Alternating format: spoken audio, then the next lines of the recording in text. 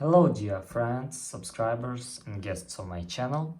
In this video I want to show and tell you how to delete Instagram browser history.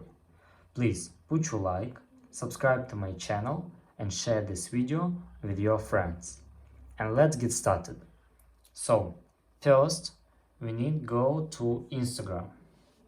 After that, go to our profile and click on these three points.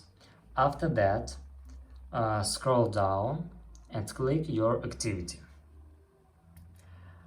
After that, scroll down and click link history. Here you can find browser history.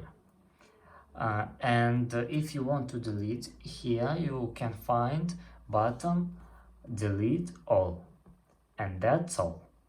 If you enjoyed this video and found it helpful, please put your like, subscribe to my channel and share this video with your friends.